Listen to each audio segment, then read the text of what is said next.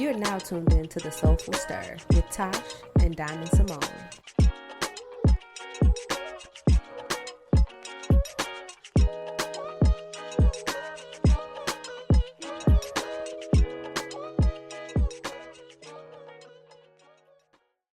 Okay, we live. It's me. Y'all know who it is. It's your girl Tash. And I'm Diamond Symoné. Welcome to another episode of the Soulful Stir. What's new on your radar, Tash? Oh, man. Nothing. Spending my money on vacations like an old person. I love to hear that. Yeah. I leave tomorrow. I just booked another vacation today. Well, I'm out. I ain't got nothing else to do. So I might as well be out in these streets. Well, not in these streets, but in somebody's streets. well, I love that for you. I wanted to open the episode as we normally do because we actually have a surprise for you all today. We have a guest on our pod today.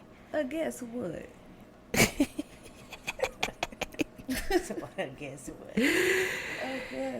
what? She's a nurse. She's a DJ. She's a diva. You might see her on social media. Her name is DJ Muva Mars. Welcome to the pod space, DJ Muva Mars. What's popping? How y'all doing today? How was your commute in? It wasn't bad at all, actually. Goddamn, you said that like we in the mountains or some shit. Like, oh, how was your commute in? Like, yes. It was a drive. Sometimes it be given like Sheila dropping up that mountain. Like that, especially when it's snowing outside. Yeah. So I'm glad to hear that. You come all the way from the east side of Detroit, correct? Downtown. Oh, you live downtown now? Oh, you're not coming from home? I came from home. I've been living downtown for the last 8 years. Where have I This been? is so crazy. That's why I'm sitting here like, what are you talking about? Oh, yeah. I'm well, from the east side. that just goes to show you that I have not been to Asia's house because she has not invited me over. Yes, so. I've been there for like 3 years now. Maybe. Okay. I actually hate my house, so I really don't want nobody over there. That is crazy. So that explains why you don't want any house guests. I understand. Well, kicking off the episode, I do have a question for you, DJ Muva Mars. If you are stranded on an island and you could only take 3 albums with you, which ones would they be and why? 3 albums. Yeah, 3 One albums. would be a Jasmine Sullivan album. I would preferably say Hotels. That's a great album. I need a Drake album. Maybe Views. Or Take Care. I'll say Views. Then my 3rd album, I don't know, like something classic, like a Donny Hathaway album. Like, I can dig that. Donny Hathaway is one of those artists I feel like that is largely forgotten about when we talk about vocalists and just full artistry. He was amazing. I like to listen to some of his work. What about you, Tash? Very soothing. Yes, it is very soothing. It makes me emotional though. It does, and I cry. Oh, we're not gonna get into that, but yes, it's a song that I always like get teary eyed because it's just like he was so young and so gifted. Yes, very young. I Mental think health that's is what. important. Yes, it definitely is. I think that's what throws me a lot of the times when I'm looking at artists from that time. We don't realize how young they were. Like, even Biggie and Pac, they were so young. They were young. But they didn't seem young to us, like, growing up. They seemed like full-fledged adults. I mean, they were. I mean, they were, young. but yes, but they were just so young. Very young adults. Yeah, not even 30. That's crazy. Aaliyah was young, too. Yes. Yeah, I didn't Left Eye. realize that she was 22 when she passed. Oh, I didn't know she was 22. But yeah, I know she was like, Yeah. Barely able to drink at that point. Well, legally at least. Well, you know, I feel like she lived a life because wasn't she married at a young age, allegedly? Yeah. Let's not even get on that subject. Yeah, Tash, you you said what? And then she acted in movies and stuff, so she did live a life. Like, she lived a life, for sure. She did. Tash, what would you say? Your 3R. I mean, I don't really, I can't. I just. Choose from your collection over there in the corner. That ain't even where that starts. That wouldn't even be on.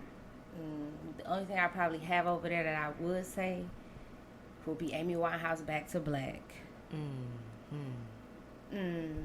Maybe I can say, maybe I can say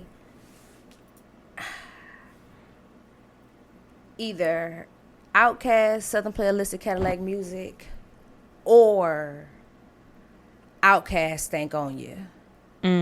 One of those would be in that spot. And the third one, to be completely honest, I ain't even gonna lie to you. The third one would more than likely be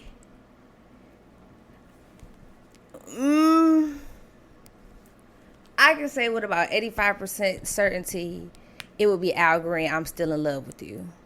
That's because that's the album that had Simply Beautiful and so many songs on it. For the Good Times, Love and Happiness, all of the most, I would say, classic songs of Al Green were on that album. And that's usually one that I tend to go listen to on a regular basis. Yeah, I feel like that's a pretty solid list, especially when we're thinking about artists and artistry. I don't know. What you got? No, you got to answer I'm the question. looking at, I was thinking about this when I was driving over here. Like, what albums would I take? I probably would take, a Sade Greatest Hits collection. No, Yes. that does not fucking count. Because if that's the case, I could have said, okay, give me Stevie Wonder's Greatest Hits. That's the kind of stuff that's And I'll take that one too. compilation. No, that's I'll take that I'm one talking too. about an Stevie Wonder album too, that but- was released as an album where you cannot be choosy, and I'm gonna get all the popular songs. Jesus. The album that you can, the whole album. The Actual album. What are you There's picking? so many albums that I play from top to bottom, and I play them frequently. So I'm gonna say Songs in the Key of Life, Stevie Okay. Wonder, Okay, I can see that. off the top. I'm gonna say Bob Marley, Legend. Okay. Bob Marley and the Bob Marley and the Legends. Bob Marley and the Wailers. Legend. I would take that album, and because I feel like if I'm on an island, I'm gonna need something that's gonna. I was thinking me in the about that, mood. but that was what my issue was, is because I want to take the Benny Man Greatest Hits, the little essentials. Just give me that, and I'm gonna be just fine. I really can't live without Romy, and I can't live without Miss LAP, and it's I gotta have them. You know what I'm saying? Like, Yeah. and the worst part about that is, like, that was what the hard part about picking a reggae album is for me, is that most of the rhythms are reused so many times to make so many classic songs. Yeah. It'd be so hard to pick, That's true. because I can't pick between Shaka D Moose and Pliers and Sister Nancy. Yeah, that's really Like, hard. it's really hard to choose between the two. Just put all of it on Like, wax. just mash it up. Yeah, put all of it on wax, and then I could just take that. Yes. So Bob Marley, Stevie Wonder, last album I'm gonna say, and this was hard. It's easy for me to choose this album, but it's hard to choose up against the other albums I was considering. Sade, Love Deluxe. Okay. I gotta have a Sade album, and I'm definitely taking Love Deluxe. Okay, I can see that. Yeah. Okay. So are you familiar with the album? Yeah, but Yeah, but what? I'm not a Sade fan. Oh, Like, she's very monotone and boring to me. really? Really. Mhm. I love Sade. It Yeah, no. puts me in the Too mood. You gotta listen to what she's saying. I'm telling you. sleep, slumber. It puts me to bed. Yeah, no, I love Sade. It's definitely a match for my mood. So, thanks for playing, ladies. Thanks for answering my question. I do want to update on what's been new with you, DJ Muva Mars. I haven't seen you in a century, it feels. Yeah. It's everybody's fault. It's your fault and mine, but, that's neither here nor there. Okay. Okay. But, I mean, I've just been working, like being a nurse, DJing, getting into my content creation. Like, now I'm in the portion of my life where I want to, like, tap into cinematography. So I've been, like, studying, like, Spike Lee, like Steven Spielberg, and just watching other cinematographers on TikTok. Like, just learning, getting into my videography bag. That sounds fun. Yeah. Because everyone wants to DJ now, so it's like, let me try something different. Everybody wants to do everything, and there's nothing wrong with that. There's nothing wrong with it at all, but when it comes to clout chasing, there is a problem.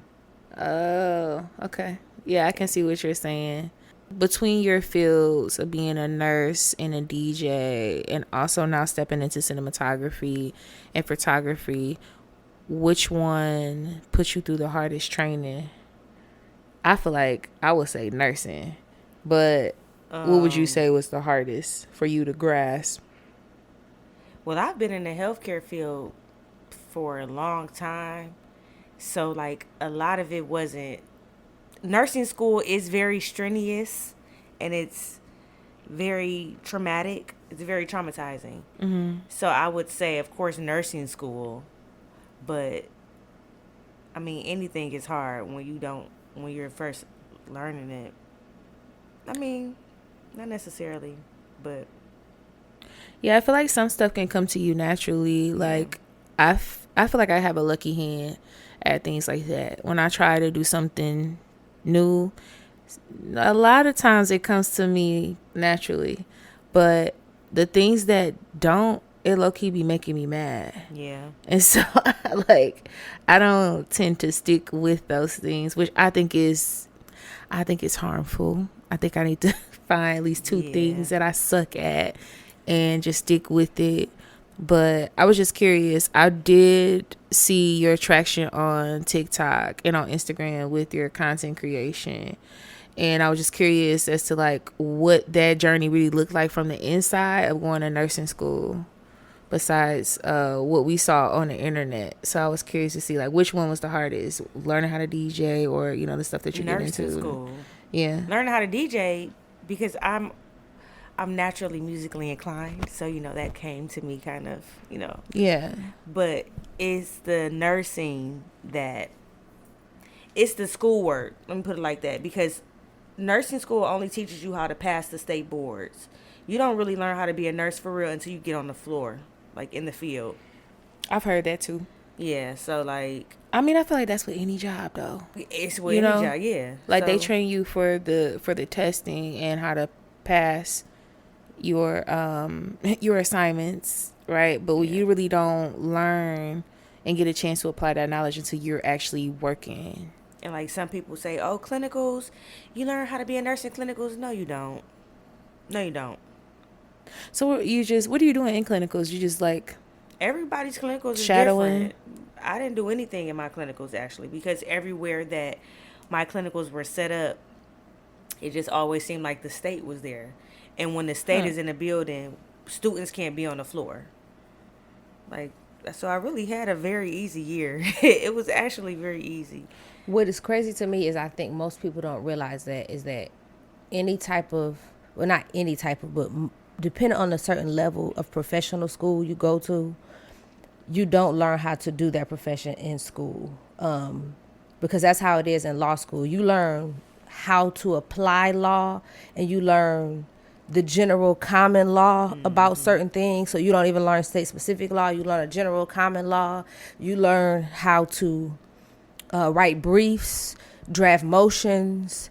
If you're on a trial team, you might learn how to do trial strategy and stuff like that. But even still, it doesn't prepare you for real life, because literally in law school you will take this exam, or they want you to do this in 3 or 4 hours on a final exam, when in reality, law practice, you got 2 or 3 weeks to draft a motion. You know what I'm saying? Like, unless it's an emergency motion, like, it's different stuff, and it doesn't really teach you how to be a good attorney or an attorney at all. It teaches you how to be a lawyer, which is different in a way. So it's not foreign to me that is the same with law school, because a lot of my friends that are doctors say the same thing. Like, yeah, you learn how to do this, but you don't really learn how to manage your practice, do all this other stuff, build, like, you know, keep your charts, all that stuff. It's so much stuff that you don't learn, or learn the tools of efficiency with, as far as that profession, until you actually are hands-on in it.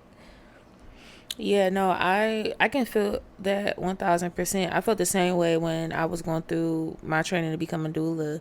And the training to become a doula is relatively quick. It's very fast compared to other fields, or where people probably think. You do have to go through the training process. If you're certified, you have to get recertified again every so often. So you are going through this information.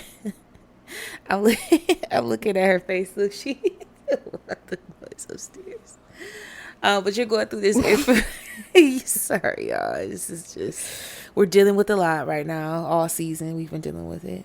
However, if you are listening to this episode and you follow me personally on Instagram, by the time you hear this episode, it's gonna be probably a day or two from now. But this is the day that I told y'all I was watching them people get evicted. Yeah. This is what I mean when I say it interrupts even recording this show, because I can hear this shit coming through the ceiling on a regular basis. I was going to ask if we could cuss. So that is just... We can cuss on here. Beyond... that is just... It's beyond me, okay? So if you've watched that, this is the commercial break where these niggas got me fucked up.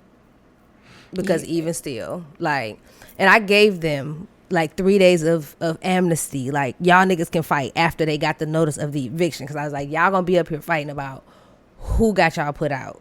Mm-hmm. But now it's just nonsense. Okay. So when do they move? They in the process of moving right now. Like, as we speak. They've been leaving. I think they got 7 days or something like that. So they walk pretty hard. This is all the time. But as I was saying, I can definitely relate to what y'all are saying as far as being prepared book-wise, information-wise, but not necessarily being able to apply the knowledge when you're at school. You honestly don't have time to truly apply. I feel like when you're in the thick of the study. Yeah. And I felt the same way in grad school. I'm like, yeah, I'm learning all this stuff and I'm retaining it. But to actually apply the knowledge that I'm getting, I'm going to have to be in a position. I'm going to have to learn as I go and make some mistakes and, you know, just find my flow from there. So being a doula is no different. I won't say I was terrified my first birth, but I definitely had my antennas up of not feeling 100% prepared. I feel like I knew enough, but I had all these questions of what if this happens, or what if, you know, they're not satisfied when we get out of here, or, you know, what do I do? But and congratulations on your new role. What exactly is it? Thank you. Which one? Well, period. Okay. Tell me all of them. Can we do like technically full time also, like a slideshow of all of our careers and jobs? That would actually be very fun. And we should. Speaking of small other aside commercial break. Yeah. So it is official. I'm never having another kid again. Why? Girl, why I go to the fucking doctor and she tell me she's no longer delivering baby. She's only providing gyno services from here on out. You want to know? That's so interesting. I just had a conversation with somebody. She said she's over that mentioned that about her today. 3,500 baby. She said she done. She said she can't do it no more. She said she almost 60. She said she giving up. I said, well, girl, I'm giving up too. Shutting up. That's crazy. Somebody just told me that. She said, I got people to refer you to. She said, are you ready right now? I said, oh, no, girl, absolutely not. She said, oh, you are crazy. She said, I got people I can refer you to. I said, keep the referral. Just keep it. Keep the referral. I'm good. Yeah, no, she's a great doctor, but I literally just had that conversation with somebody today about her specifically. That's so wild that you brought that up. I was like, can I cry? She was like, for what? What's wrong? I was like, you really gonna do this to me? She was like, are you serious? I was like, yes. You said you weren't having no more kids. I was like, girl, with circumstances change. She was like, I know, but I'm tired. I was like, okay, but I'm gonna give you a year or two, get you some rest, jump back in the fold. You'll be straight. No, you know what I'm saying? The way that they work is honestly wild. I was in a labor. She said she's done 10 babies already, like before the end of February. Yeah, I can see that because I was in labor with her. That's more than 2 with babies one of our clients, and it was well after midnight when she left. I feel, and she came right back like that morning. Yep. And I'm like, did you get any sleep? What time did you leave here? So yeah, to do that all the time is really crazy. I do want to know, Muva Mars, at what point in your DJ career did you say, I'm going to actually become a nurse? Like, what was the turning point that made you decide that you were going to do that? Because it seems like such a drastic turn from being a full-time DJ to being a nurse also now.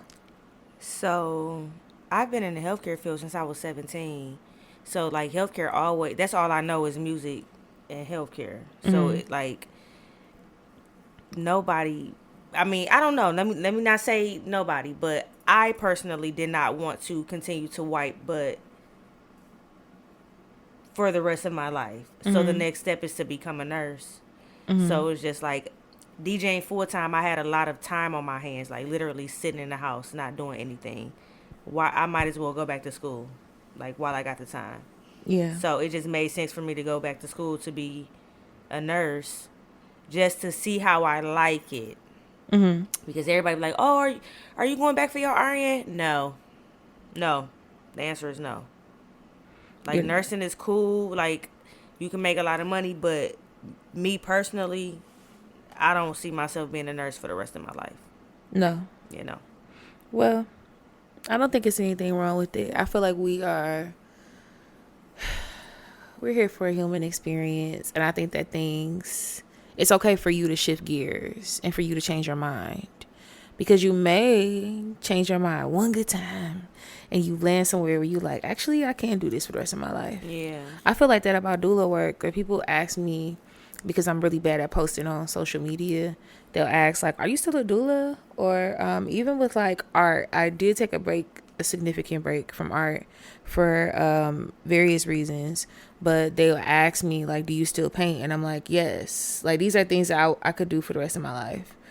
But you do have those times where, like in doula work, I feel especially, where I'm like, I don't know, like I see how people can get burned out or, retire even early on from this work, because you meet some very interesting people, and also based off of the climate of the industry.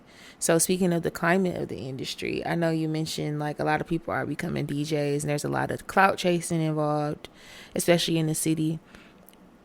I don't know, from the outside looking in, and I don't know too much about the DJing community, I would say, but it feels kind of gatekept. Do you feel that it's kind of a gated community? DJing? Yeah. It's a gated industry. No, not for real. What's your perspective on that? Because everyone has access, like to becoming, like it's no secret. Like you can go buy you a board and a laptop and a hard drive and download some songs and press sync to make it match BPMs and press play.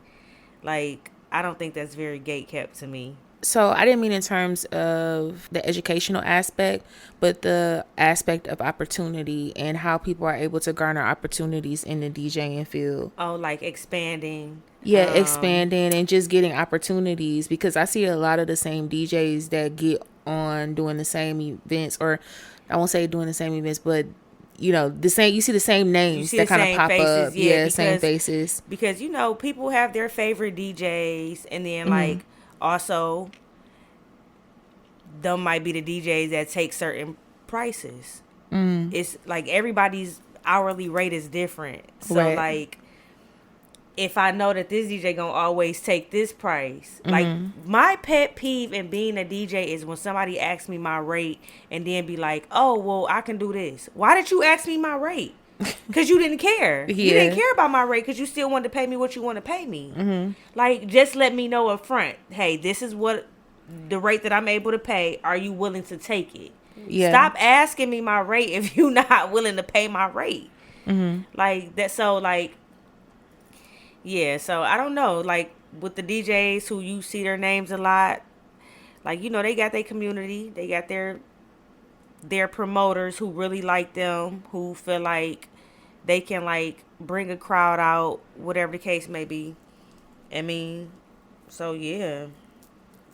Like, yeah, and I'm just somebody I'm pretty observant, and I see, I mean, it's easy to see, like, you know, we have social media now, so you see all the same flyers or different flyers for different events and kind of the same people that are in rotation. But you see the same names. Yeah, same names getting gigs, which is a great thing for them. Like, it's no shade to anybody, but I'm always curious as to what every industry looks like on the inside and how people that are working in that industry think. I feel like the doula community is kind of interesting because I feel like it depends on who you ask. If they believe that the work that we do is gate kept, you do have your heavy hitters that are in a community, but like you said, everybody's rate is different and everybody's policies and how they go about the work and how they approach the work is different. And I think that's probably the biggest difference between the industry or work of a DJ versus somebody is working as a doula in a more intimate space. Yeah, because like your field is like, it's different. But I mean, I guess at the same time, well, it's different because like with DJing, you know, people, they got them ones that I like their style of DJing, so I'm gonna always book them. Like, it's people who always come to me, but then there are also people who always go to other people as well, and that's okay because everybody has their own unique style. But I mean, I'm gonna always gas myself up and say that I don't think nobody is better than me. Period. But that's just me. Except me, because if you put me on the ones and twos, you know what I'm saying, I'm gonna cook you. But I think the point that you making, Diamond, is kind of like, I get what you're saying, is the intimacy of it, because I kind of look at that in the same way as I do like picking a doctor, picking a lawyer. It's like my life was on the line fucking with you. You know what I'm saying? The DJ, you know what I'm saying? Like, if a DJ ain't good, it ain't gonna make or break my situation. Like, I need it to be heavily guarded and regulated, which is why I make the big bucks. I need somebody to regulate these people because they are in a space where if something goes wrong, it could go totally wrong. You know what I'm saying? Like, one wrong move, like, you know what I'm saying? I done seen people hire the wrong attorney and they lost their whole inheritance. You know what I'm saying? Literally, house got stole by the attorney. The attorney stole their money and did XYZ with it. And I've heard people like booking DJs and the music be whack. So, but like, the music being whack is different than me losing my house. I mean, like, the long-term effects of it is crazy. But here's the thing. If I seen that DJ and the music was whack at that event, I'm not going to want to go see them at another event because I know you can't play nothing. Like, you ain't playing shit I want to hear. So it's just like, ultimately, I mean, that can make you lose money. Like how you saying somebody can lose their house. You can lose money doing events and... I mean, in that regard, but I'm saying, like, the way... Like, I be feeling like some of the people, after I see some of the shit that they be doing, I'll be like, hey, how did you even get your law license? Hey, bro, how did you graduate? Like, ain't... How did you get booked for this event? Because that mashup, that blend was terrible. I mean, I'm sorry. That's just crazy. So, it's the same. But, like, with you, it's different because it's just like, okay, it's like you're... Okay, please explain what you do. Actually, I don't know. Actually, it's like you. It's like you. It's like you. Explain. I don't exactly know what you do. So I'm a birthing coach. I describe my work as being a pillar. I'm the one thing in the process that does not change for my clients. So when people find out that they're pregnant, they contact me, or sometimes they contact me or when they're closer to their due date. Most of the time, I give my clients in the beginning phases of pregnancy, and I work with them to help them understand what's happening throughout the process, helping them with nutrition, and really just signing up to be a part of their journey for support. When we're in the laboring space, I attend their labor and I help them with coaching, with putting them in different positions to alleviate the pain of labor, exposing them to different things that they can do, sometimes things that they can eat to, kind of help to ease the discomfort that comes with pregnancy sometimes. Okay. And then after that, I provide them with education around the red flags of postpartum, of even labor, things that we should be looking out for, and things that are normal and things that are not, especially with helping moms and families combat and navigate postpartum. Assessing what that looks like, probing and asking them questions. And then sometimes my work looks like going over and sitting with the baby for a few hours, taking care of the baby so that their parents can rest or they can catch up on work because they haven't been able to sleep. So I've done that, tidying up the house, cooking a light meal, maybe it's coming over and taking out the trash, really just being of service and support. Okay. So largely that's what I do. You didn't come take out my trash. Not a nanny. You also did not call. and let me tell you, I had to hunt Tash down. Every time I reach out to her, I'm good. Okay. Girl, I ain't need nothing. Yeah. But now she could play this said, you didn't come take out my trash. But I didn't need nothing. Yeah, so it's all of those things, and really providing them with resources also. I got a box of Pampers in my car right now because somebody gave them to me, and it was actually one of my past clients. She had boxes of diapers and said, do you know somebody that can use these? I absolutely do. So I put those resources in the hands of moms who are in need, and sometimes they're not even my clients. They're just people that would come in contact with me via somebody else. Okay. Yeah. So can you be your own doula? I mean, I guess technically you could apply the education that you have around doula work to yourself. Yeah, you could. I wouldn't. Okay. Because I feel that, like, if I had a child, I definitely want to hire a doula because it's very well needed in the process. I need somebody that I can potentially call to bounce ideas off of and just have an extra layer of support. I don't want to be that for myself because I always tell my clients, this is the time for you to get somebody else to do it. So if you have a village, lean into that village and accept the help that people are willing to give to you. And if you don't have a doula and you're pregnant right now and you listening to this, get you a doula and a midwife or a really good OBGYN. Okay, what's the difference? Oh, so the midwives deliver children. Okay. The midwives are medical professionals. Doulas are not. Okay. I don't deliver or catch babies, as some midwives will say. I am there for support, but I'm not a medical professional. Okay. And so, but you have to go to school to become a midwife? You do. You have to go to school to become a midwife. And what's interesting about midwifery is a couple of things. Midwifery is in my blood lineage. My great-great-grandmother was a midwife. And then also, the midwives are the mothers of birth. Mm-hmm. They were the ones who were delivering children before the medical industry got involved. Your grandmother or a lady that was in your town, the women that were in your neighborhood were delivering your children, and they were midwives, and some of them doulas as well. My great-grandmother was also a doula. Yeah. Okay.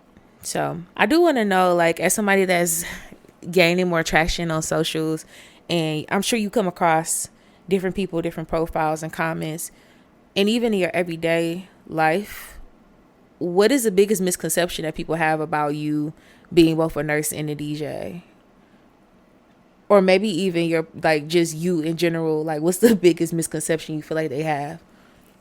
As somebody that is in dual industries that are completely opposite. Like, I don't, because I have separate pages of my work. Like, I don't know. I feel like, one, a lot of people don't know that I am a nurse because I did not tell everybody. But two, Well, they do now. Yeah, now. But like, I don't know. I just feel like people probably think because like I'm a DJ that I don't know anything. Like, I had made a comment like the other day on a post where Cardi B had fell on stage. But keep in mind, Cardi B has fallen maybe 3 or 4 times in the media. So I had just made like a small comment, like, you know, coming from a health standpoint, I hope sis is okay. And somebody commented like, ain't you a DJ? Yeah, but I'm also a nurse. Thank you. Because like, what does that have to do with anything? Like, she's a fall risk. Yeah. Somebody was like, so if I push you over, that makes you a fall risk? If I fall, yes. Anything that, if you fall, you're a fall risk. I don't care if you slip outside on some ice, you're a fall risk. Like, so I don't know if people just think like I'm dumb, like I don't have the knowledge because I'm a DJ. But I just feel like even before I became a DJ, I knew that if you fail, that you're a fall risk. Mm-hmm. Like, that's common knowledge, I feel like. But a lot of people don't know that if they have not been educated or if they're not in that field. Mm-hmm. So sometimes I have to, like, just remind myself that everybody is not... I can't really explain it because what I want to say is everybody not all there. Like, everybody, like... I mean, I feel like that's probably the best way to say that, is that everybody is really not. Like, people don't be... people are not okay. Let's just put that out there. Like, people are not okay, and then they try to project it on you to make it seem like you're not okay. And it's just like, no, I'm very much okay, and I'm educated. Yeah, no, I feel like that is a common thing. And I feel like we talk about that quite a bit on our pod, just fully assessing the mental aspect of people and how they go about doing things and how they respond to stuff. But I was just curious because and low-key, we've had, like, I've seen where we will comment on something from our pod page and, like, people will comment back and say, like, whatever their thoughts or projections are, and it's just like, okay, like, that's cool, that's what you believe, but yeah, I still feel the way that I do as well. Like, what I believe is what I believe also. So yeah, I was just curious how people view you and what's the most common misconception that you get. Tash, what do you think? You feel like people have misconceptions about you as a lawyer? Yeah, I think so. I mean, I think so. But I think the most general is like, I think people automatically assume that I'm empathetic, and I'm not. I didn't assume that. Well, I you never know me. assumed that. I don't. I don't know. I'm not at all. First conversation we had, she like grilled me about some legal stuff, every other episode. And I was just like, I was just saying in theory. She was like, no. She turned into Olivia Pope. Yeah, like. But be quick to tell everybody she a manager at Target. Because I don't want people asking me fucking legal questions. I don't want people asking me stuff about work while I'm not at work. Like, I hate that. Like, that's why I don't, like, I was telling somebody that the other day. Like, people always ask me, like, why don't I talk about grief more, or why don't I talk about my journey with that more on like social media? They're like, oh my god, so many people follow you. Yes, and I also don't want to be in fucking CVS buying tampons and a bitch like, did your son die? Yes, but this is not the time. I'm bleeding. Like, people don't know how, when enough is enough. Like, and we talk about that a lot when I be like, people in this society, this whole immediate access, or I feel like I have a right to know things and to talk to you about whatever. Like, in this world, people feel like when I see you out, I'm just supposed to automatically, have conversations with you because we follow each other on social media. Like, it's crazy. And it's like sometimes it's not the time or the place for that. And that's why it's funny to me when people get upset about celebrities, like, oh, well, they ain't want to take a picture with me. Like, how do y'all know what's going on with these people this day? Like, they could have just got a fucking $1 billion lawsuit in the mail. You know what I'm saying? Like, their cousin could have died, all kinds of stuff. You could see them in the airport. They could be traveling to go to funerals. They could be traveling because they're going to be sued for millions of dollars, and that didn't hit the headlines. We don't know what they're doing. Like, leave people alone. Yeah, no, that's a fact. And I know that we did talk about that on the episode, just assessing the fact that we don't know what's going on with people. Yeah. And it is hard. I can see how difficult it would be to draw that line between what's appropriate and what's not. I do want to shift gears a little bit as we are talking about grief. Muva Mars, are you comfortable talking about grief? Sure. Okay, perfect, because I have questions. Let me start off by saying that grief is ghetto. We say that all the time. And I know that you lost your brother a few years ago.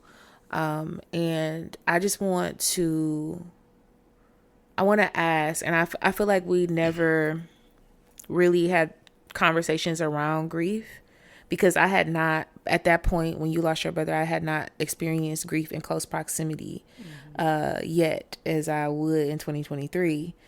But I was just wondering if you feel that grief has catapulted you into a shifting of gears with your profession. Like, do you feel like losing your brother drove you to make certain decisions in your life, or maybe gave you every day? Okay. Like, so I have this thing where, like, I don't do anything that I don't like or don't want to do. Like, if I don't like it, I'm not doing it. Mm-hmm. Like, so, like, I am a serial job hopper. If I'm not happy, I'm quitting. I'm not going back. Like, you better hope I show up the next day type. Because I feel like at this point, it's just like, life is so short. Why should I do anything that I don't like or I'm not happy with? Because I could literally be gone tomorrow. Yeah. So, like, and my brother wasn't old, so it was just like, okay, like, him being gone, like, my brother did everything he wanted to do, just about. Well, I'm sure it was some stuff that he probably didn't get to do because of his health, but, like, my brother ain't had no kids. Like, my brother traveled. Like, my brother did, even with his health issues, my brother still did, like, a lot of stuff. And it's just like, why would I ever subject myself to doing something that I don't care for when I can literally be gone tomorrow? Mm-hmm. Type deal. So it's just like, I don't know. I just look at it as like, I'm not crying over no niggas. None of, like, I lost my best friend. Why would I ever be upset that a nigga don't want to talk to me? Yeah. Like I've had people ask me, like, how did you get over such and such? My brother's gone. That's how I got over that nigga. Yeah. Because, like, I can't get my brother back. I can get a new nigga. Like, that ain't, like, my best friend is literally gone. Why would I sit up and grieve over a nigga that's on this earth that don't want to be around me? Yeah. I'm never coming back. So it's just like, yeah, like, after when my brother passed, everything I do now is to make me happy. Mm-hmm. Like, I literally haven't been to work in 2 weeks. I tried to resign, they won't let me. Like, so put me part-time. Now you signed a 360 deal. Like, I literally, like, no, we're gonna give this back to you. Yeah, like, if I don't want to do it, I'm not doing it, because, like, I can literally be sick and dead and gone tomorrow. And, like, you mean to tell me that I've been living my life doing some shit that makes me unhappy? I think not. I'm going to always quit that job, because that job will replace me if I die. That is very true. So it's just like, I'm going to do you one better. I'm not going to come back.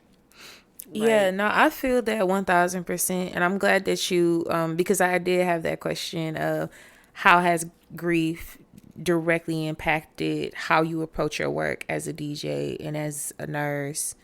But you have answered it for me, which is a great thing. And I feel similarly. Like, my father, he had a heart attack at work. And so essentially he had already coded, a few times before he was able to get to the hospital. And he died working a job that he hated. He would say, like, I can't wait to retire. And so I approach work similarly when I'm going into a space. I don't allow people to put too much pressure on me at work. Yes, I do have my things that I complain about, but the way that I approach and how I communicate with people, I let them know what my boundaries are in work, because I think it's important, and I'm grateful to have a little bit of liberty to do that, because so many people don't. It's just like you know what I'm saying, people are truly in survival mode, and they don't necessarily have the experience that we do of grief in such close proximity.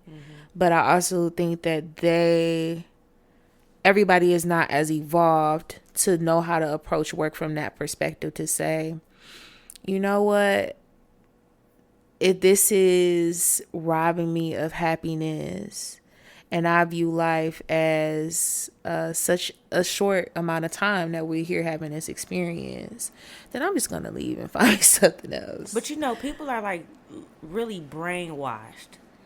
Like, in my opinion, I feel like a lot of people are brainwashed. Like, I had made a statement on Threads, like pretty much like $2,000 a week. $100,000 a year is literally like $2,000 a week.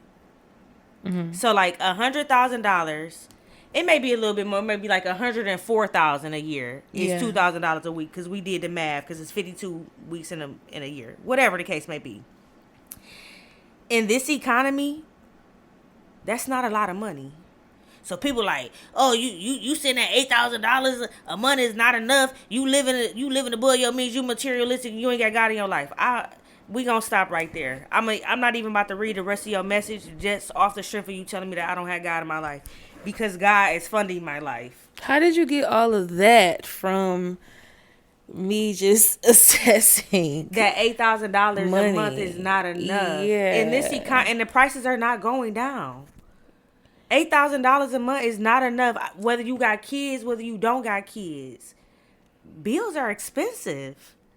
Yeah, bills So are it's just expensive. like, y'all are brainwashed to think that these little checks that you get is okay, and it's not. It's really not. Like, people are brainwashed. It's just like, I see that you're the type of yes man that goes to work every yes massa because you want to keep your job to be making less than $2,000 a week. Because ultimately, that's what it boils down to. Yeah, and I think that I feel like there's more to be said on that, though, because I do feel that having a career is important. And I do think that having a job that you can stick with, that funds your life, and you can be sustainable and self-sufficient, I think that is important. But I see what you're saying, too. But I also do know that most people have never taken a finance class or any class that has to do with money or investing. We don't know how, and I feel like that's by design. We don't have a lot of these classes in our school systems, at least in public urban areas. Most of the time nowadays, you don't have you might have like an AP class that's available for people to take finance or investing.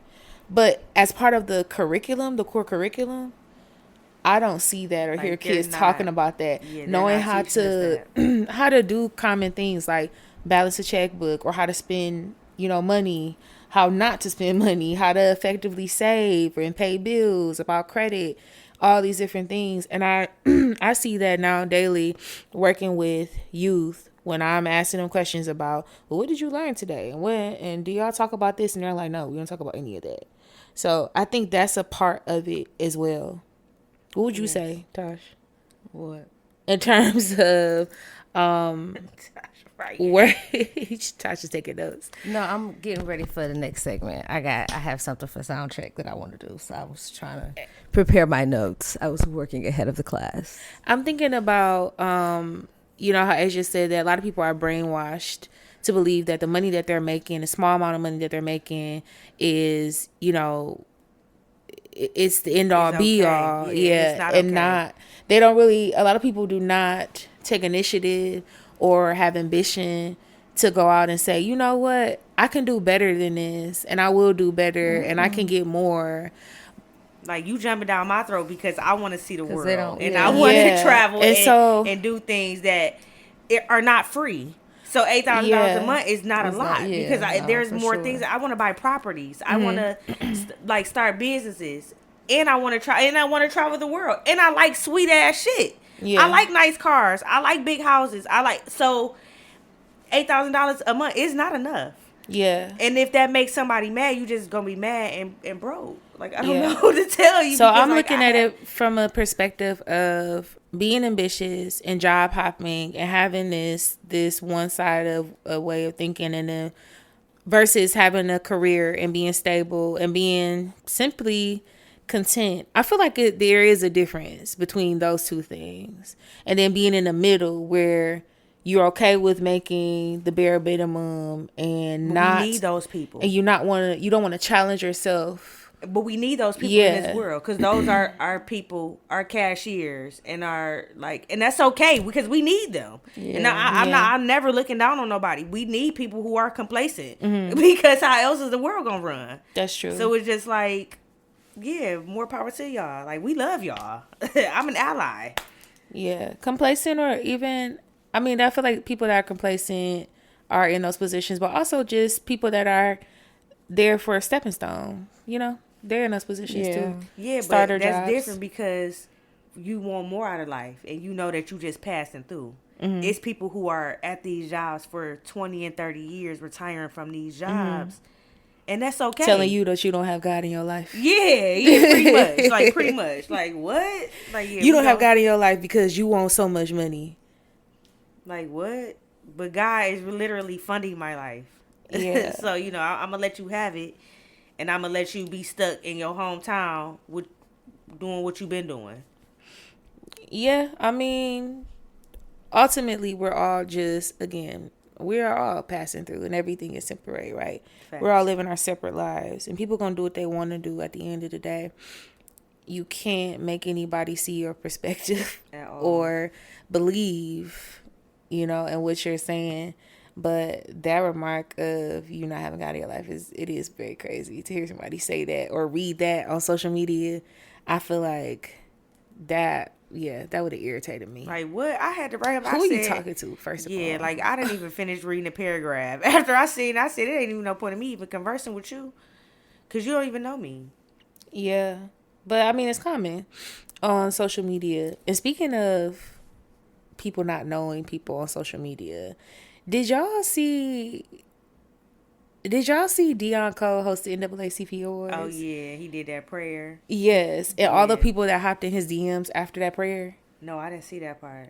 Yeah. So he posted screenshots from his DMs today of people that appear to be Nicki Minaj fans. Oh. And they are sending him some terrible messages, all because he made a joke about her at the NAACP Awards. Yeah. And I think that is so interesting. And a lot of them were attacking his mother, who has passed. And I'm just like, people are really willing to go there for people that they do not know in a different way. That circles back to people are not yes. okay. And I was actually going to segue into that when you said people are not okay, but I had other things to ask. And so I just think it's interesting how much of an influence artists have and how people could 100% not know you from a can of paint, only know you from being on TV or whatever your profession is, and jump into somebody's DMs and attack them and threaten them and like that for doing what is also part of their profession as a comedian, as an actor. Like, that is wild. Yeah, y'all gotta read the DMs that he was sent. I also feel like those type of people are they don't have nothing else to do. Those are the people who go to work every day and go home and like hate their lives and like just get on the internet. Yeah, and that too. Yeah, like get which on is the also internet scary. and like just talk and like try to degrade you and like all that. Like, but it's just like, this is my job. Yeah. You're upset because I'm doing what I'm getting paid for? Like, be for real. But comedians are starting to take a hit more and more, I feel, because people are... I don't know. I don't want to say that people are sensitive, but... Yes, the internet has exactly people very sensitive. But Tash, speaking of sensitive, we gonna switch gears. This episode is too heavy for me right now. Is it? Yes, it's too heavy. It's too serious. Let's switch this up because this is not what I was. Switch it up in the final. This is hour. not it. So we're going to play this or that artist editions. We have a DJ.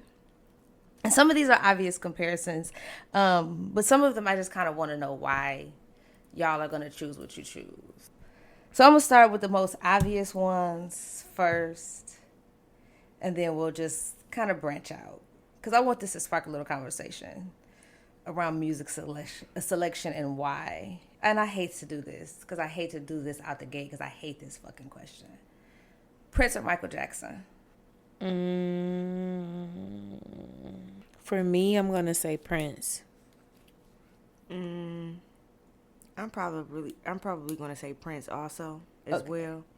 I'll let that one ride because there's I don't have to argue my point with that one. It's there. Michael Jackson was cool, but like I wasn't completely, God rest his soul, I wasn't sad when Michael Jackson passed as I was when Whitney Houston died. Well, my issue is that people are trying to compare his global reach when, to me, it's more about artistry. Like every single instrument ever used on a Prince song, he knew how to play. That's a different level of intelligence, instrumentation. I mean, that's an artist. Mm-hmm. Yeah. Michael Jackson's a performer. And from all the interviews I hear, Prince was very smart. And that's what I feel about Beyonce. That's why I think she's more of a performer. Like, she's a great artist, don't get me wrong. Yeah. But a lot of other people write her songs, all of that. Prince will tell you, majority of his catalog, he wrote, produced, arranged, not only for himself, but for other artists, too. Yeah. You know what I'm saying? Everybody and their mama was writing for Michael Jackson. Floetry, R. Kelly, everybody and their mama. He was a very great performer. But in the grand scheme of artistry, I don't think he had the total package like Prince did when you compare them. That's why I don't like to compare them. And you also compare somebody who started fucking singing when they was in diapers. You know what I'm saying? Niggas just got out the pull-ups, had on a pair of Spider-Man drawers, and was singing. Yeah. You know what I'm saying? Prince was grown. He had to... So it was a lot in that. Mary J. Blige or Faith Evans? Faith Evans. You already knew my answer. Faith Evans. Okay, Jill Scott or Erykah Badu? This one is hard. And if we had drinks, I'll take a drink. I was waiting.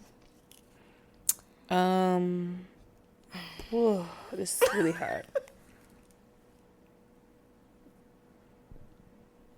I don't know. I like them both, but I would probably say Erykah Badu.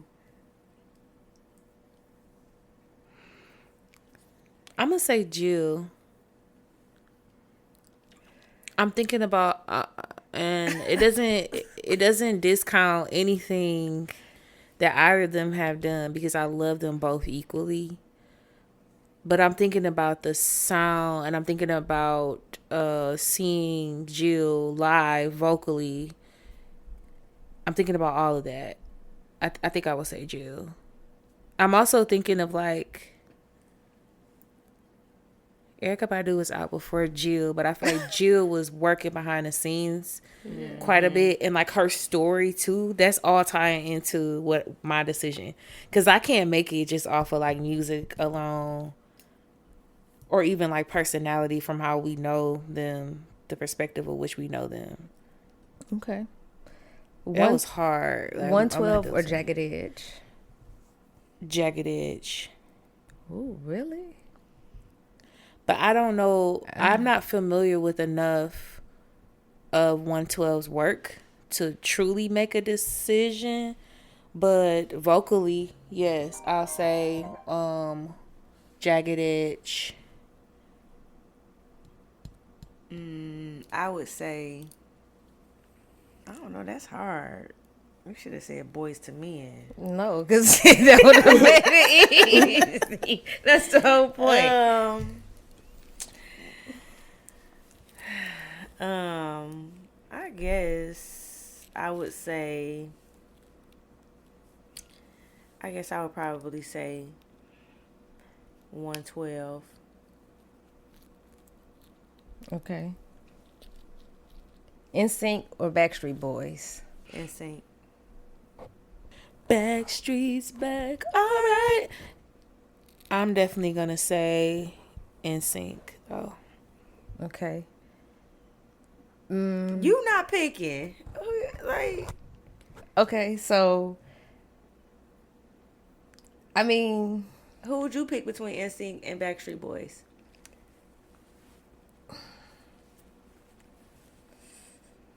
I don't know. I really can't. I guess I say NSYNC. I think I say NSYNC. Jill Scott, Erykah Badu, it's gonna for sure be Erykah Badu for me.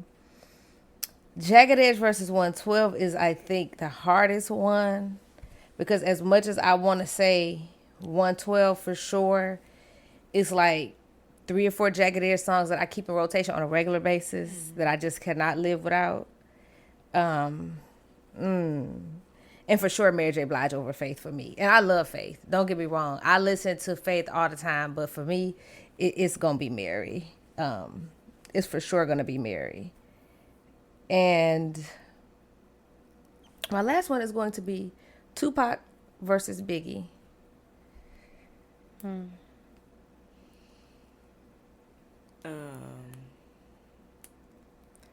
That's hard because I got Tupac and Biggie portraits in my house. I'm a personally say Tupac because I had this infatuation with Brenda's Got a Baby in high school. I don't know, but that's like one of my favorite songs. Of all the songs that if somebody held a gun to my head and told me to rap a Tupac song, I'm rapping Brenda's Got a Baby. I'm sorry. Well, this is hard too. This is just as hard as Jill and I'm dead dangerous. Ain't too many. That's my and listen. Erykah. That give me the loot. Give me the loot. I'm a bad boy. That shit. I used to listen to Biggie Smalls Give Me the Loot so much when I was in like 3rd grade. You know what I'm saying? Like I listened to that shit at like I used to be able to rap the 10 Crack Commandments with my eyes closed. See? Like and probably still could as soon as the beat dropped. But I'm for sure picking Pop. See? I'm gonna go with.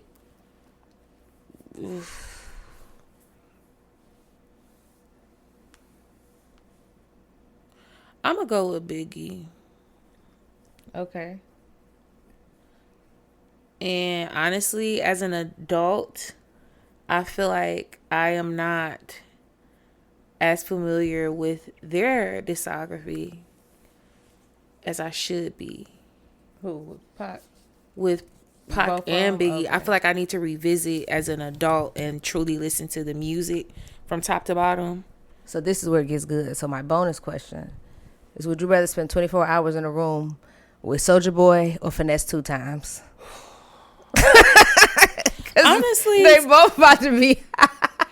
Honestly, I feel like Soulja Boy because I think that Soulja Boy Y'all is be not really like stuff. that. I feel like he's performative in a lot of ways. Yeah, I feel like he's actually. I think so too. I think he's smarter than what people think he is. Yeah, and I think that he is innovative, and I think he would probably have good conversation. Versus I don't what got people time think. for finesse.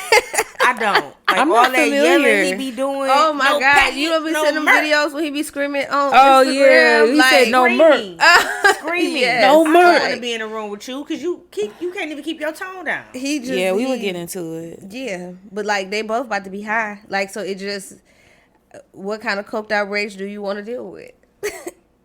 Yeah, And like maybe, you said, it might not be Soulja Boy. Yeah, I'd rather take him any day. Like, cause all he gonna do is sit there and tell you stories and make them like extremely animated. Whatever finesse 2 times be on, just be a little extra. I think he got a little fentanyl in his shit. Like, His it's be not cut cool. a little bit. Because he be out of control. So, DJ Mars, tell us something. What is one of the weirdest things that has happened to you while you were DJing? Like, either during your set or after a set? The weirdest thing that has ever happened to me?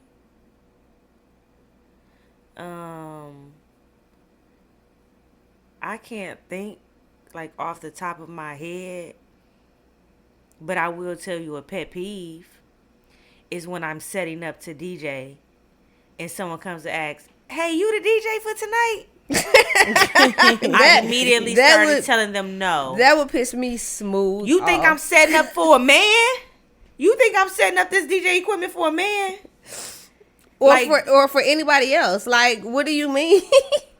like, let's be for real. Like, but as far as like the weirdest thing that has ever happened to me during a set, I can't think of nothing really off the top of my head. I remember one time me and Yana, this was like early on in my career. And like we literally, it was a backyard party and they wanted me to stay, but they didn't want to pay me my rate. It was like this whole thing. We got to argue with the parents because it was a high school party. Yana had her gun. It was just a bunch. It was just so ghetto. It sounds awful. Like, oh my gosh, that was like the worst experience ever. Like in my early years. See, that's like something that I'm afraid of with certain careers because I be like, I want to do this and that. Like, one of my friends was working for CPS and he used to tell me like he used to go to people's house and they used to like smell like cat pee, like stuff like that. Like I would be one of them people that if I DJ, like, I'm not coming inside your house. Like, I got to do it outside or it got to be at a hall. You know what I'm saying? Because I don't know if your house stink. I don't know if you got animals. If you do got them, please make sure you don't have no dog poop in the backyard while I set up. Like, I would just be extremely particular. Like your house smell like house. Like, do it smell like fried chicken and pork chops in your house? Because if so, please Febreze this bitch before I get here. Like, I don't want to deal with certain stuff. You know what I'm saying? Like, that's like being a nurse, like being a home health nurse. Like all that going to people's houses, you don't know what people like. Like literally did an assessment on a resident who like had bed bugs and his like I literally had to strip. At my front door because I've been inside of jails interviewing people. They've been sliding papers under the door. They got staph pneumonia in the jail. One of my clients told me he had that stuff. Oh, it was crazy. He was in court crying, talking about he really needed to get home. He was real sick. I said, well, what's going on? He wouldn't tell in open court. I was like, sir, tell me what's wrong with you. He said, I got it. He said the 3 letters. I said, oh, shit. I went to the judge so quick. I said, he got to get the fuck home. He is sick. I was in there. I didn't even want to go to the visitation room. They was like, you can go to attorney visitation. No, ma'am. Y'all processed that nigga from behind the plexiglass. I'm going to stand on this side. I know you can't, I can't get it from breathing the air, but I'm still going to cut my losses and I'm going to stand on this side. I'm going to sign the paper. The judge going to bring the order over here. His wife going to be outside to pick him up. She said he been in jail for 2 days. He ain't had his medicine. He's probably it's going to go bad. Wow. Y'all let him go home. Like, and that scared me. After that, I was like, I'll never be a public defender again. I'll never go and sit inside no jail to go talk to nobody. Like, it ain't that deep. Yeah. Nope. I'm sorry. Now, some of these attorneys that I prosecute, they go to jail. I don't have to go see them at jail. It's none of my business. The jail is the criminal part. I ain't doing that part. I'm not doing that. Like, It'd be so much stuff going on at jail. Like, and I don't even want to go there because I don't want the people looking for me. But certain states do not take care of their county or state prisons, and people be dying of stuff in their jails. So, They have there's a lot of traction around a women's prison here currently where those, the conditions of the prison are being discussed. Yeah. And people are ringing an alarm on it, if you will. So that's really interesting. Would you go DJ in a prison if they called you and said, we'll pay you $500 an hour to come DJ? I definitely would. I would be right up there like how they was on Fighting Temptation performing. You think I'm not? Swing low. Yeah, I sure will. They gonna be in there requesting songs from like 10 years ago because And they that's ain't been out to hear nothing new. They gonna be like, "What was the name of that song from back in the day?" You gonna be like, "What?" They got Wi-Fi. It's gonna be some old ass Drake from like Nothing Was the Same or something. They gonna be like, "Oh yeah, remember this song? Nigga, I put out 305 to my city." Sir, you're in prison. Hey, why you playing? I go listen to that right now. Like it came out yesterday. Yes. That was a great album. But that was 2013 though. That's so crazy. That was 13 years ago. You ever had somebody like recognize you, like a patient of yours? Ever recognize you from the nightclub as a DJ? No, but First of all, hold on. Why did she say it like you was a stripper? From the Did nightclub. they recognize you from the nightclub? Like this is Players Club, but we seen her in the registration line in school. No, It was like strawberry dream. But why don't you break me off with a little lunch table But dance? no, like somebody in the gym, like people in the gym, I've had like you DJ type deal, but like not my patients, no. I've had people recognize me recently, and I think it's so funny because, like, how do you know me? But people usually will say, like, you look so familiar, and then they want me to, like, tell them where. Yeah. Oh, my God, yes, I follow you. And I'm like, oh, yeah, and I don't have a big following, so it's always, like, really interesting. Or this person knows you is actually real cool when it happens. Yeah. I was just curious. Have you DJ'd speaking of strip club, you ever DJ'd at a strip club? I've never actually DJ at a strip club, and I would like to. I had never heard of like female DJs at the strip club. I haven't heard personally. of I any. haven't either, but I'm sure. I wonder why that is. you watch what you call that? All the Queen's Men. Oh, Diamonds. I forgot she is Diamond is a stripper. I mean, she a DJ at the strip club. at the She's a strip bad club. one too, though. But outside of that, she got too much going on. But yeah, They all did- the time. did they ever get down to the bottom of Amp being high at the No, filming? but he was. I think he was at the NAACP Awards too with his wife, Oh, okay. and he looked. They both looked great, but like he just kind of looked like he didn't want to be there or something. I don't know. Oh, He looked a little displaced. The vibes was off. You know how you could. I'm gonna send you if I can find the video. I will send you the video. So and are you you tell trying me. to say he looked high allegedly? I don't know. It just seemed like the energy was off. It was off like between them. Well, yeah, because if my man just got outed for being high on set and lost his job for some shows that we was both working on together, we probably gonna have some beef too. Cause I don't know. Yeah, I mean, Somebody said that they said Epstein ain't got nothing on Tyler Perry, so we'll see.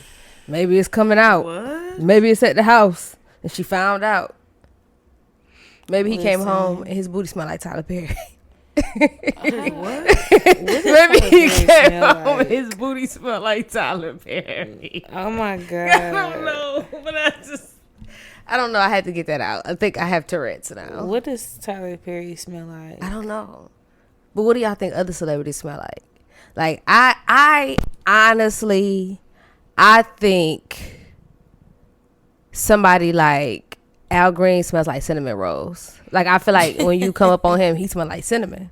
Like I feel like he smell like an old man who keep red cinnamon candy in his pocket. I could see that. Like But I think I feel like for him, I feel like bergamot. Like I feel like Angela Bassett smell like cocoa butter. she probably do. yes, she probably gives me do. cocoa butter and vanilla vibes. She definitely give me. Which I feel like think- Young Miami smell like hot Cheetos. Like Young I feel like Miami. Carisha smell like Cheeto Puffs. Like the hot kind. But like the off brand hot kind, not the good ones, not the Lay's brand, not the Flaming Hots. Like That's the ones that hilarious. say like spicy crunchy nuggets. Stuff like that. Yeah, Um I feel like Michael B. Jordan smells like amber musk, like a oud. yeah.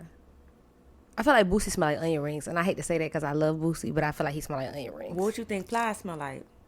I feel like Plies smell like peppermint. Plies is a very neat. Plies gives very, very neat, very I take care of my personal hygiene on a regular basis type. He definitely cleans What behind you his think ears. Nelly smell like? He give me Baccarat. Yeah, he gives me Baccarat for sure. Nelly give me Baccarat. Nelly vibe. give me Johnson's baby lotion. He gives me the vibes that he still use Johnson's baby lotion. You know, hood niggas like kind of shit like that. Like they feel like it make them smell good. He smell like baby powder. That's what I'm saying. Like he probably used baby oil, baby lotion. I don't know. I feel like he had a whole line of Johnson shit in his cabinet, and he just used it on a regular basis. So we know what Diddy smell like. Diddy smells like prison. Diddy smells like Bubba's butt right now. Whoever Bubba is in the state penitentiary, Diddy smells like his butt right now. What about Rosa Parks? I feel like Rosa Parks smell like fried chicken. Because back in the day, old people just fried chicken. They fried food all the time. Like, I feel like she smelled like fried chicken and cornbread. Because I would say apple pie. Yeah, I feel like she smelled like fried chicken and cornbread. Okay, not the same page. And she did about yoga. Like, Yeah, that don't mean she ain't eat no fried chicken. she just reminds me of grandma. Yeah. And they smell like Smell fried chicken and sweet. cornbread. Like pound cake. Okay, what about Martin Luther King? I honestly feel like Martin Luther King probably was a little musty. I feel like all that marching he did in a 3-piece fucking suit, he had to be a little tart. And You he wanna was fucking know- around on his wife. And he had to be a little tart. Did y'all know that he was a short king? Yes, I did know that. And I that was the did not know He problem. didn't look Okay. tall. No, nothing about him was I tall. did not know that. I saw him in a picture with Malcolm X. Yeah, Malcolm and it's X such seemed a like he was tall. drastic Let me tell you something. difference. Baby, You like Malcolm X? you know how much I would have been on my knees praying to the east for Detroit Red. Oh my god. Okay? That's wild. What you For think, Malcolm Little? what you think he Oh, smell I'd have been doing a little bit more than Strange Things. Oh, what y'all think? What you think he smell like? I think Malcolm X, Malcolm X. smell like bean pie. He very much gives me Well, I don't know what bean bean pie. pie smell like. I know what it smell. Ooh, girl, it's a good. You got my auntie used to make it when I was a kid. Like, ooh. What type of beans?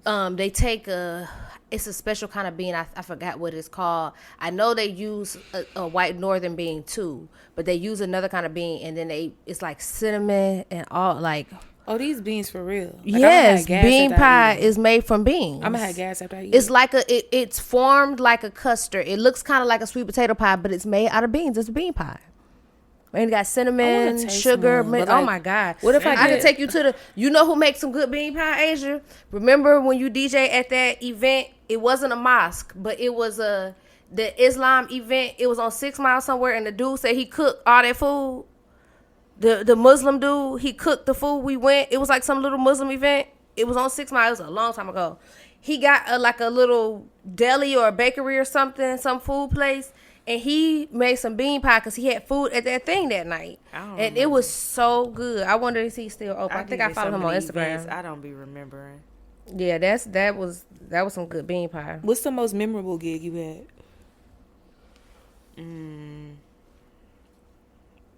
Like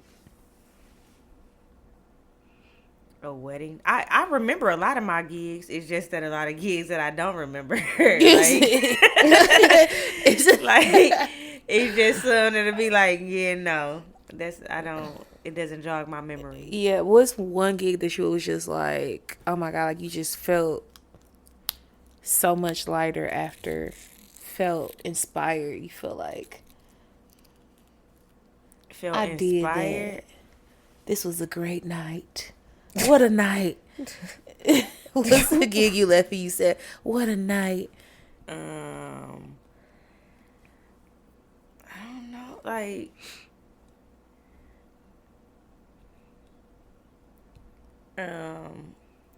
cause what is this? I wasn't expecting that.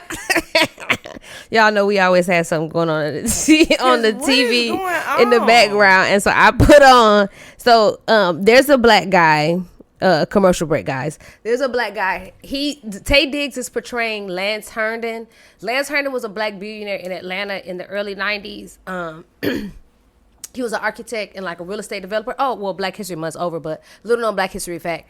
Lance Herndon was a black dude. He was like a billionaire in Atlanta. He had all this money, but essentially he was killed by by either his girlfriend or his mistress. But he had like a long-term girlfriend or something, and he was cheating on her. And then I think either the girlfriend killed him or the mistress killed him. It was something, but this movie is to portray his life. So Tay Diggs is supposed to be playing Lance Herndon. I think that was his wife, and April is playing the side chick, which is so weird because they filmed this. This movie is like 2 or 3 years old. They filmed it when they were still dating and now they're not together no more. Okay. Yeah, I seen like a thumbnail of it like on either Netflix or Tubi or something like that. Yeah. But I never watched it. Yeah, it's actually pretty good. Okay. But back to your question, Dime. You saying like an event where you like, like I did that. Really, all my events.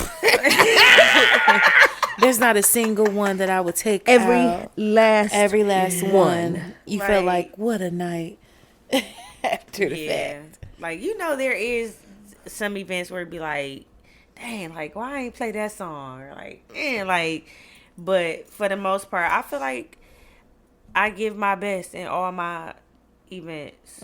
Like, you know, so I don't ever feel like there are events where it'd be like, yeah, I did this, like this event was way better than the last event. But at the same time, I do my best. So, and that's all I can do. What is your like your dream event? Like if you had to like say like A festival. okay. Like Rolling Loud, Movement.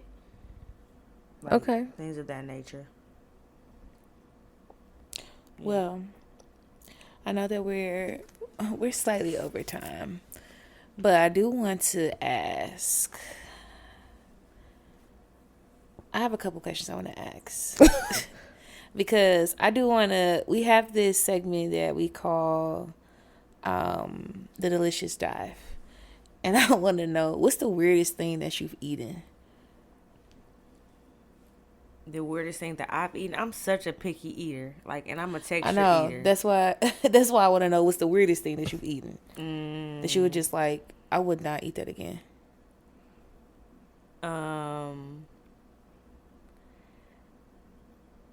Ahi tuna. Oh, Is that how you pronounce it? yeah, like a tuna steak. Yeah. Yeah, but it's You don't like it's it? like raw. Oh, I know what you're saying. I don't yeah. like that texture. Okay. Yeah, no, I would It's never a put little, that like, shit in my slimy. mouth again. Yeah. Not necessarily slimy, but like, It's like not cooked. yeah, I don't even know. Yeah, Like, so it's like yeah. not cooked. So yeah. No, I get it. But What would you say, Tash? What's the weirdest thing you've eaten? I don't know, because I'm a picky eater too. So I'm not like, and as much as I travel, like I'm not one of those like, I've seen my friends eat like crickets and shit when we done went to other countries. I won't eat nothing like that. But I think something that's weird that I actually grew up eating that people think is crazy. I eat chicken and pickle juice. Chicken and you put the pickle juice on top of your chicken? Yeah, like my grandmama used to fry chicken wings, like whole wings, and then while they were still hot, we would put them in a bowl and pour like, and it has to be a particular type of pickle juice. It has to be like the Clausen type juice, like the pickles that come in the refrigerated section, not the ones on the perishable aisle. On the non-perishable aisle, but the Clausen pickles, you pour the pickle juice over the chicken and let it sit for like a minute. You know, it kind of cools the chicken down. It gets into the chicken and it's good as hell. well, I like pickles on my chicken sandwich. Yeah, so but we would take like, it out and eat it like that. Like that was something that my grandmama would like. Literally, it would just be like a random day. My grandma would be like, "Hey, you want some chicken and pickle juice?" Absolutely. And she'd fry us some wings, maybe some French fries on the side. Like, you know, just eat regular, but you put the pickle juice over the chicken. So Do you it was eat like if we jalapenos had it. with your chicken? I love Yeah, jalapenos. I love jalapenos Yeah. with my chicken. But like, what about you, Diamond? Hands down, escargot. I don't need to have that again. That's those little black beads. Oh, I mean, well, They're I eat stuff snails. like that. I eat snails. I've eaten mussels. I mean, but I don't consider that like weird. I mean, The texture was weird. It was weird to me because it just never yeah, fully Girl, broke down. Like I'm it was talking just about them little black beads. That's caviar. yeah. that's some little black beads. Oh, not quite. I know which black beads you're talking about. No, these are snails. yeah, and they just felt like they would never fully break down when I was chewing it. And, you know, they largely take on the taste of whatever you cook it in. Usually it's a butter sauce with like parsley and a white wine. But this was different. The sauce was similar, like it was cooked in a butter with the, you know, all the fixings, but the taste of it almost resembled a mushroom to me. You know, earthly like that, but chewy. Okay. It just never broke down. What y'all be having? What y'all be having against mushrooms? Oysters? Do I eat oysters? Yeah. Absolutely not. Yeah, no. Okay. What y'all be having against mushrooms? Why don't y'all like mushrooms? I just like the texture. I'm a texture person too, but I love mushrooms. They have so much flavor. I don't mind the texture, like they're or so the delicious taste of mushrooms. They just taste earthly to me. Like it just tastes like dirt. But at the same time, they don't taste like anything. It's weird. The water in Atlanta tastes like dirt too. The water in Atlanta? Really? I wouldn't be surprised. I never been to Atlanta. When I say, really? Girl, that motherfucking tap water, I said it tastes like somebody been gardening and they stuck their hand in my water. Like that's what it tastes like. So their hotels give you bottled water when you check in. Type deal, because whatever that water down there is not good. I didn't know that. I didn't know that either. Yeah. I felt like I was drinking a pot of plants. I've been to Fair, but I also am a classy lady, and when I go to Atlanta, I don't go stay at a hotel because I go stay with my mother. So I'm never at a hotel because I'm classy. I don't go to hotels and limes. Okay. Because I'm a single woman. I'm not a floozy. Well, you know, back in the day, back in the day, it was like a whole thing about going to a hotel. Like, oh, you go to a hotel, what you be doing? I don't go to a hotel. I go to my mother's house. Oh my God.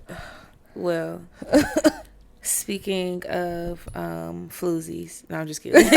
Speaking of floozies, no, but we also have a confession segment. Do you have a confession? Do you have a confession that you want to share with the pod?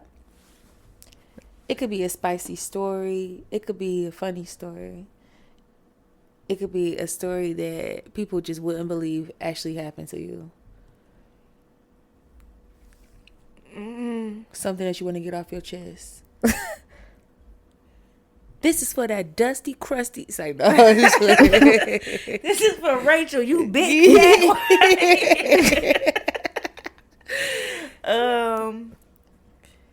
No, not for real. No, I can't think of nothing like off the top of my head. Like, what about you? Oh no, this is not for me. Okay. Oh no, this is not for me. It's for you to share. No, I mean, I have plenty of stories that I haven't shared yet. I got plenty of stories I haven't shared. Yeah, no, don't nothing really exciting happen in my life outside of niggas just be wanting to experience you and not really want anything from it. That's such a common occurrence, and and it's awful that is a thing. But I truly understand, and I'm actually speaking of men wanting to experience you. It's so interesting that a young man that I was talking to at one point in my life, I realized that he completely sugarcoated a situation. That's usually my thing. Like, men will sugarcoat a situation down to, oh, you know, we're just co-parenting, or we're not, you know, together, or whatever. Knowing good and well that is not the case. I want to know what that's about. I don't know, because guess what? I lie to these niggas back too. Out of me, because you're being honest about the situation, and that gives me the option to choose. Yeah. Don't rob me of my autonomy to choose. Well, I lie to these niggas too, so I don't know. I do too. Well, speaking of, but lying, I don't at the same time, because I really don't have nothing to lie about. I mean, I just lie about frivolous stuff. I will tell a man, and maybe I don't think I shared this, but maybe I'll share this. It's because we're on the topic, and this will be the confession for the day. I think I'm a love bomber. I realized that the other day. Love bomber? Mm-hmm. I am too, but I also love to be loved bombed. But once it stops, I'm on to my next nigga. Well, I don't like it to happen to me. I don't like it. I don't like it to happen to me, but I'll do it to somebody in a minute. Mm-hmm. Like, by me. I will. I don't know. Like, I just do it for the plot. Like, I think it's really exciting to see, like, how far you're gonna go. Yeah. To try to convince me of something that you can't even convince me of. Like that, I think that's why it's funny to me, and I go along with it, is because I know that no matter what you say to me, it's never gonna work. But they don't know that, so like I just play the game too. They be like, "I love you." I'll be like, "Oh, I love you too," and I really don't. Like, that's crazy. You know, I fall in love in 17 seconds. Nah, it take me like 7 years, max. I mean, minimum 5, 7 max. It takes me a while too. I'm definitely a person of show me your hand first. See? Show me your hand first, and then I show you some of mine. I show you a little bit, and then I snatch it away. But I don't put all my eggs in one basket. And so, speaking of not putting all my eggs in one basket, I'm gonna tell y'all about how I was dating this guy, and the stipulations around that. So, I don't think I ever told this on the pod. I was on a dating app, a very popular dating app, at one while, and I was dating this guy before my last relationship, and everything was going pretty well. I would say we had mutual friends we knew, and mutual friends thought that we would hit it off because we had, similar interests, etc. So we had been on a couple dates. Energy was good. Second date, I asked him, I said, are you dating anybody else, or, are you just pursuing me at this time? And he said, oh, no, I'm just pursuing you. They always like to say, I don't really have a whole lot of time to date, other people. Oh, I understand. Well, I guess I'll let you know that I am pursuing other people. I'm openly dating right now, which I think most people should communicate on the forefront, because that gives people the autonomy to choose. You can choose whether you want to continue to pursue me or not based off of the information I'm giving you. So we go on about our day. Great date. And it was like super chill. The energy was good. And wrapped up that day. We ended up going on another date. And then we just kept talking and trying to plan this next date. Well, in the midst of me planning the next day, I ended up talking to this other guy that I had met on the dating app as well. And we ended up going on a date. Now, this is our first date that I'm going on with this guy. He set up everything, asked me, gave me some options for restaurants, said, have you ever been here? Do you want to go this time, this day, whatever? I'm like, cool. He set the reservations. I show up. And it had dawned on me that I really had gone on a blind date, because I didn't confirm that this guy was actually who he said he was. We had only text. And this is a new guy that I'm going on a date with for the first time. So when I get in the restaurant, I'm looking at the guy and I'm like, oh, it is the guy. Thank God. I'm talking to him like, oh, nice to meet you, blah, blah, blah. We're waiting on our table. We're checking in. Now, all this is very important context of what I'm about to say next. So I'm like, yeah, I do a little full spin or whatever. And as I'm patiently waiting on this table, I happen to turn around to look at the door, and in comes the first guy who I had been on a few dates with. He's coming into the restaurant, and we made direct eye contact as soon as he walked into the restaurant. And he's also walking in the restaurant with a young lady. And so I was like, oh, this is interesting. But someone looks at you and they hurry up and look away. That's exactly what he did. I said, oh, this is how this evening is gonna go and how we're gonna play it.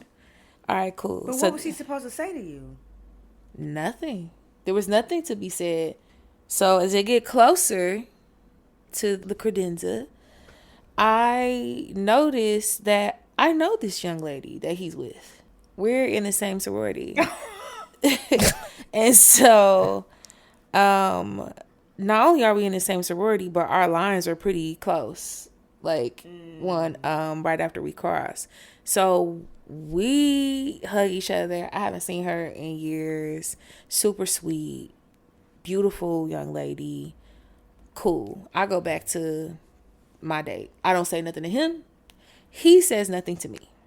We going about our day. I get seated The restaurant found it so convenient to sit them directly behind us of all the spaces that they could have set them at. This would have been too much like right. They set them directly behind us. And so now I'm thinking, am I going to have eye contact with this man all night? You know what I'm saying? But he sat back to back with my date. Good. As he should have. He knew what the fuck was going on. He knew, yeah, because, and that was actually one of the best dates that I had been on with the guy that I was the new guy. And my thing is this. Had you not sat up there and lied, I wouldn't have felt no type of way about it. And I don't know how he felt about it. I really didn't care. We never talked about it. Like, we ended up texting like shortly after that. I let a couple days pass by, and I reached out to him because I'm like, he probably don't know what to say, but I'm gonna keep it, I'm gonna keep it P. I never brought it up. He never brought it up. But shortly after that, we definitely stopped talking, because for me, it was the audacity. You could have told me when we had that conversation that you was dating somebody else, or you were dating other people in general. But to see you in action, it lets me know that I can't trust you. Not to see you in action. I got to catch you in action. Like, I can't trust you. That's really what it came down to. So that is my confession. Well, I don't date no more, because the last time I met somebody through one of my friends, I almost got roped into a polyamory ring. Really? That sounds We'll fun. talk about that on another episode. I wouldn't do that, but that sounds fun. Like, I like to hear my friends' stories that live in that way. Any announcements? No. No. When is this getting posted? When is the episode air? That's a good question. You have to ask our engineer. Yes. Our goal is to post on Sundays, but sometimes we miss the deadline to post on Sundays. So we'll be posted this week. Well, Muva Mars, we want to thank you so much for joining us here at the Soulful Stir. Make sure you I was about to say, shout out your socials Let the and people know where they everything, can so they find can you. follow you and how to book you and all that other good stuff. My Instagram is Muva MUVA .Mars. My name is Muva Mars because all these bitches is my sons. So we gonna okay. All right. And thank you, Saver. All